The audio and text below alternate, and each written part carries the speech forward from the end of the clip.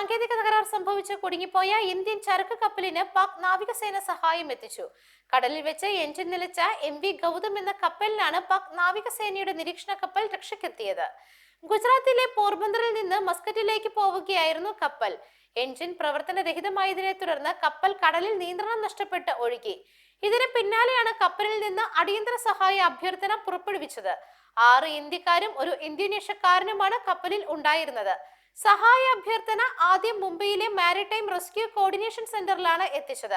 ഇവിടെ നിന്നാണ് പാകിസ്ഥാനിലേക്ക് സഹായ അഭ്യർത്ഥന പോയത്. ഈ സമയത്ത് കടലിൽ നിരീക്ഷണം നടത്തുകയായിരുന്ന പാകിസ്ഥാൻ നാവികസേനയുടെ കപ്പൽ സന്ദേശം ലഭിച്ചതിനെ തുടർന്ന് പാകിസ്ഥാൻ നാവിക ഉദ്യോഗസ്ഥർ കപ്പലിലേക്ക് എത്തി. ഇവർ കപ്പലിലെ ജീവനക്കാർക്ക് ആവശ്യമായ കുടിവെള്ളം, ഭക്ഷണം, മരുന്നുകളും കൈമാറുകയായിരുന്നു.